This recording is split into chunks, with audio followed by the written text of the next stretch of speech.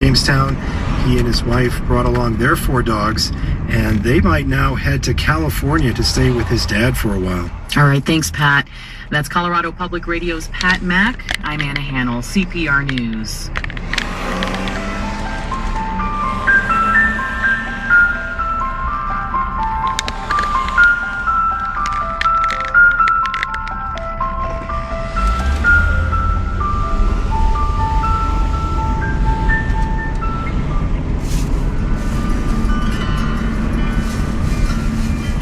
To Colorado Public Radio News, bringing you morning edition on the way to work and all things considered on the way home every day.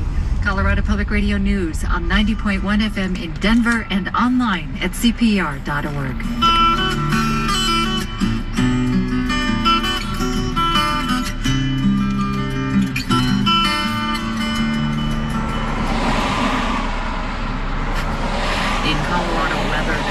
Flash flood watch for Metro Denver, Boulder, and the Front Range foothills. A few thunderstorms could bring up to an inch of rain in less than a half an hour into the early evening hours.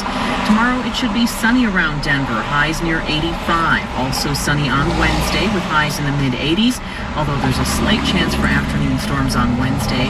Pueblo could get some thunderstorms overnight. Tomorrow it'll be sunny with highs around 85 and partly cloudy tonight in Grand Junction. Hi, my name is Peter Keneally, and my wife Colleen and I are network partners of Colorado Public Radio. Not only are we network partners, but we recently donated a car, and it was simple. I've heard on the air that people are shocked at how much they get, and I am shocked. I couldn't do nearly as well selling it on the internet. I would strongly suggest it to anyone that wants to get rid of an old car. We did it online, and it worked out great. Start the easy donation process at cpr.org. Click on Donate Your Vehicle. From NPR News, this is All Things Considered. I'm Robert Siegel. And I'm Audie Cornish. Congress has 2 weeks to come up with an agreement to fund the federal government. Failure to do so would force a shutdown on October 1st, the start of the new fiscal year. And that shutdown is looking more and more likely. House Republicans have been unable to agree on a stopgap funding bill. The big challenge is Tea Party-aligned lawmakers who don't want to include in that bill any funding for President Obama's health care law. NPR's David Wellner reports. At a White House event today aimed at pivoting from the Syria crisis to boosting the economy, President Obama excoriated what he called some Republicans in the House of Representatives who are promising to shut down the government at the end of the month if they can't shut down the Affordable Care Act. Are some of these folks really so beholden to one extreme wing of their party that they're willing to tank the entire economy just because they can't get their way on this issue? Are they really willing to hurt people just to score political points?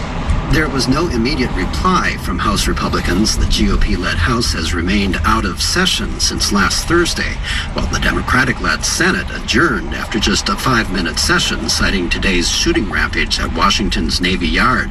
Yesterday on ABC's This Week, Michigan House Republican Justin Amash called on colleagues to pass a stopgap funding bill that would bar any spending on the new health care law.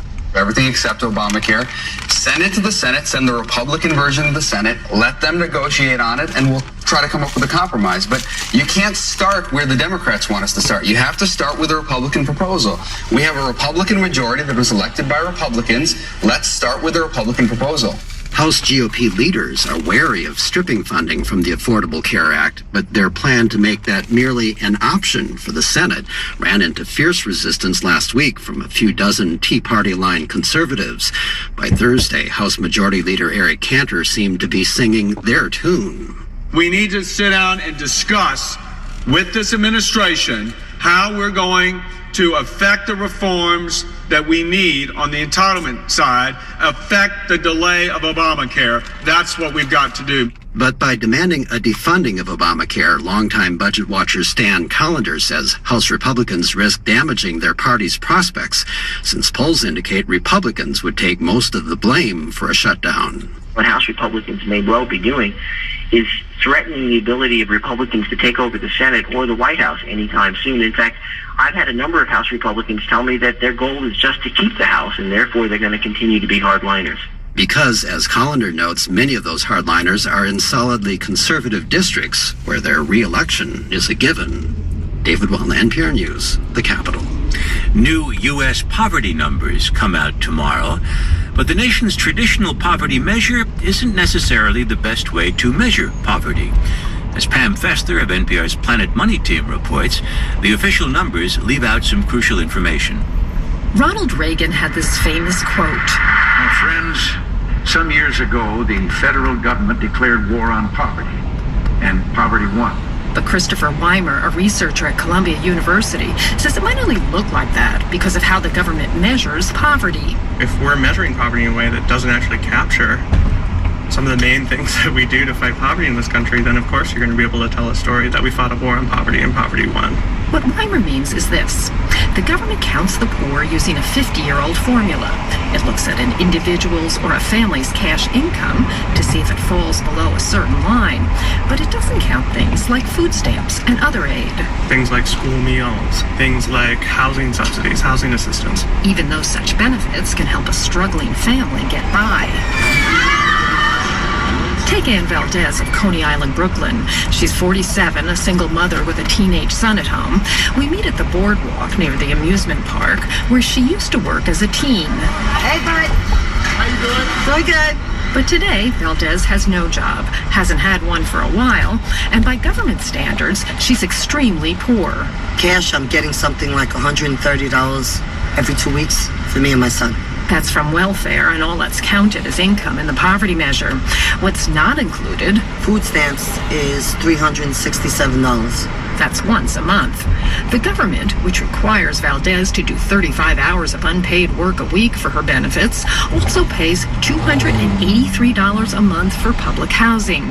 Valdez says her apartment would cost 4 or 5 times that amount on the open market. And then there's health care.